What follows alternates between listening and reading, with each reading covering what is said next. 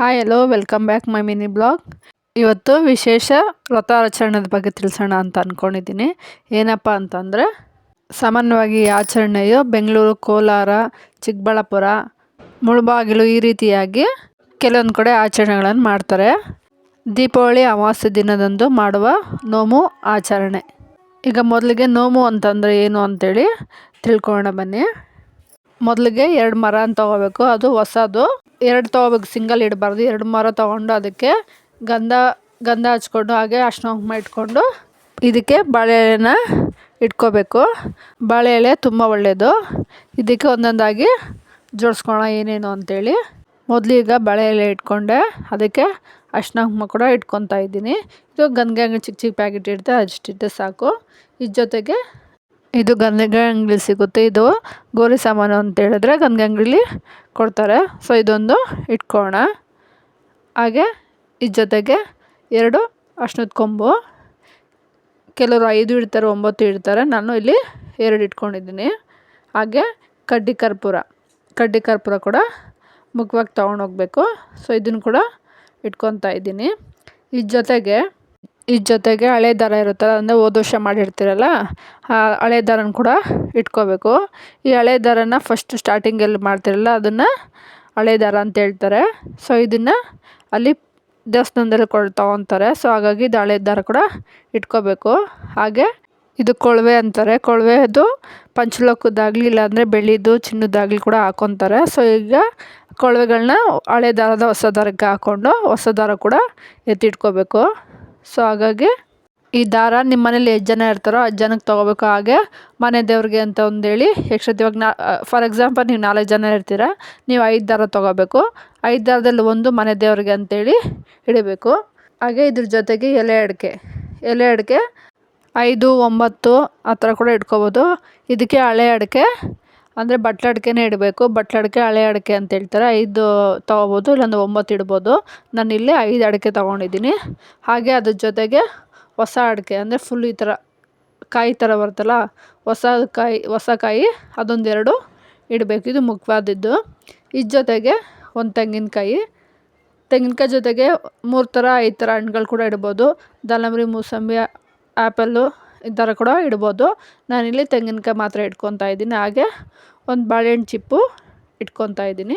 ನೀವು ಬೇಕಾದರೆ ಒಂದು 5 ಥರ ಹಣ್ಣುಗಳು ಕೂಡ ನಿಮ್ಮ ಶಕ್ತಿ ಅನುಗುಣವಾಗಿ ಇಟ್ಕೋಬೋದು. ಇಲ್ಲಿ ಬಾಳೆಹಣ್ಣು ಕೂಡ ಇಟ್ಕೊಂಡೆ. ಈಗ ಬಹು ಮುಖ್ಯವಾದದ್ದು ಏನಂತಂದರೆ ಕಜ್ಜಾಯ. ಇದರಲ್ಲಿ 2 ರೀತಿಯಲ್ಲಿ ಆಚರಣೆ ಮಾಡ್ತಾರೆ. ಒಂದು ತಂಗಳು ಕಜ್ಜಾಯ ನೋಮು ಅಂತೇಳಿ, ಇನ್ನೊಂದು ಬಿಸಿ ಕಜ್ಜಾಯ ನೋಮು ಅಂತೇಳಿ ಮಾಡ್ತಾರೆ. ಸೊ ತಂಗಳು ಅಂತಂದು ಹಿಂದಿನ ದಿನವೇ ರೆಡಿ ಮಾಡಿ ಇಟ್ಕೊಂಡು, ತಂಗಳು ಅಂದರೆ ತುಂಬ ತಂಗಳು ಅಲ್ಲ, ಅಂದರೆ ನಾಳೆ ಅಮಾವಾಸ್ಯೆ ಇದೆ ಅಂದರೆ ಹಿಂದಿನ ದಿನ ಮಾಡಿ ಇಟ್ಕೊಳೋದು. ಬೆಳಗ್ಗೆ ಹೋಗಿ ನೋಮ್ಕೊಬರ್ತಾರೆ. ಬಿಸಿ ಕಜ್ಜಾಯ ನೋಮು ಅಂತಂದರೆ ಬಿಸಿ ಮಾಡಿ ಹಾಗೆ ನೋಮ್ಕೊಬರೋದು. ಮತ್ತು ಇನ್ನೊಂದು ಏನದು ಬಹುಮುಖ್ಯ ಅಂದರೆ, ಕೆಲವು ಮನೆಯಲ್ಲಿ ಎಣಿಕೆ ರೀತಿಯಲ್ಲಿ ಕೂಡ ಲೆಕ್ಕದಲ್ಲಿ ಕೂಡ ಇಡ್ತಾರೆ. ಕೆಲವು ಮನೆ ರಾಶಿ ಲೆಕ್ಕದಲ್ಲಿ ಕೂಡ ಇಡ್ತಾರೆ. ನಿಮ್ಮ ಹಳೆ ಹಿರಿಯರು ಯಾರನ್ನ ಇದ್ದರೆ ಅವ್ರನ್ನ ಒಂದು ಸತಿ ವಿಚಾರಿಸ್ಕೊಂಡು ನೀವು ಇದನ್ನು ಮುಂದುವರಿಸ್ಬೋದು.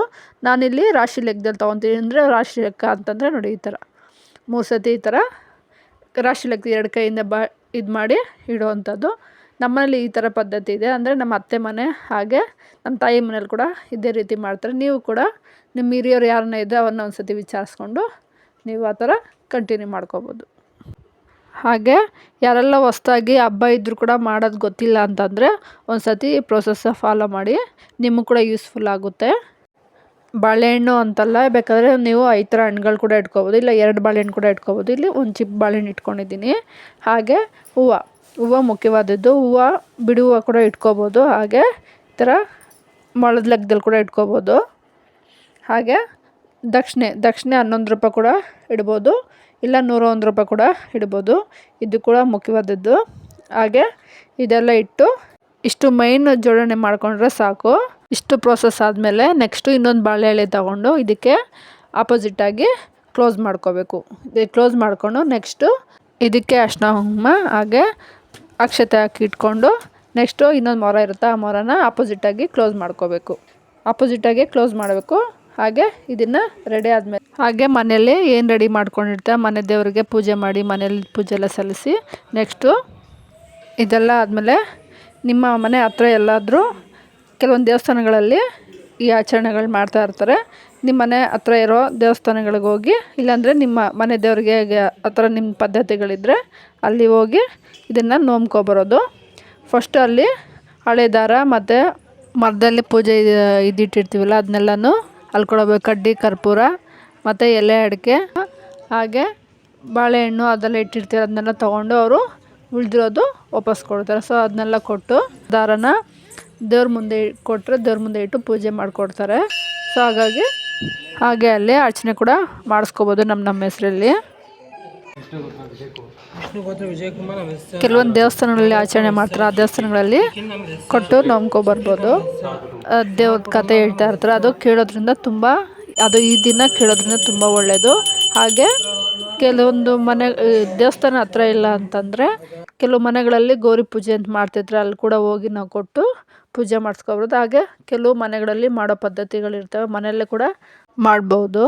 ಇಷ್ಟೆಲ್ಲ ಆದಮೇಲೆ ಮನೆಗೆ ಬಂದು ನಾವು ಪೂಜೆ ಮಾಡಿ ತಂದಿರೋ ದಾರಾನ ಮನೆ ದೇವ್ರಿಗೊಂದಿಟ್ಟು ನೆಕ್ಸ್ಟ್ ನಾವು ಮನೇಲಿ ಎಷ್ಟು ಜನ ಇರ್ತೀವೋ ಅವರೆಲ್ಲರನ್ನೂ ದಾರನ ಕಟ್ಕೊಂಡು ಮನೆಗೆ ಬಂದಮೇಲೆ ದಾರನ ಮಿಸ್ ಮಾಡೋಂಗಿಲ್ಲ. ಈ ದಾರ ಕಟ್ಕೊಂಡು ನೆಕ್ಸ್ಟು ನಾನ್ ವೆಜ್ ಎಲ್ಲ ದಾರ ಕಟ್ಕೊಂಡು ನಾನ್ ವೆಜ್ ಎಲ್ಲ ಸೇವನೆ ಮಾಡಬಾರ್ದು. ಈ ದಾರನ ಒಂದಿನ ಇಟ್ಕೊಬೋದು, ಇಲ್ಲಾಂದರೆ 3 ದಿನ ಕೂಡ ಇಟ್ಕೊಬೋದು. ಏನು ಅಂತಂದರೆ ಈ ದಾರ ಇಟ್ಕೊಂಡ್ಮೇಲೆ ನಾನ್ ವೆಜ್ ಎಲ್ಲ ಸೇವನೆ ಮಾಡಬಾರ್ದು. ಈ ದಾರನ ನೆಕ್ಸ್ಟ್ ಹಬ್ಬ ಬರುತ್ತಲ್ಲ, ನೆಕ್ಸ್ಟ್ ಇಯರ್ ಹಬ್ಬ ದೀಪಾವಳಿ ಹಬ್ಬ ಬರೋವರೆಗೂ ಇದನ್ನು ಜೋಪಾನವಾಗಿ ನಾವು ಸೇಫ್ಟಿಯಾಗಿ ಇಟ್ಕೋಬೇಕು. ಇದಾಗಿತ್ತು ದೀಪಾವಳಿ ಅಮಾವಾಸ್ಯೆ ವ್ರತ. ಇದು ಈಸಿ ಮೆಥಡಲ್ಲಿ ತೋರಿಸ್ಕೊಟ್ಟಿದ್ದೀನಿ. ನಿಮಗೆಲ್ಲ ಇಷ್ಟ ಆಗಿದೆ ಅಂತ ಭಾವಿಸ್ತೀನಿ. ಹಾಗೆ ಹೊಸ್ದಾಗಿ ಮಾಡೋರಿಗೆ ಯೂಸ್ಫುಲ್ ಆಗುತ್ತೆ ಅಂತ ಅಂದ್ಕೊಂಡಿದ್ದೀನಿ. Thank you for watching.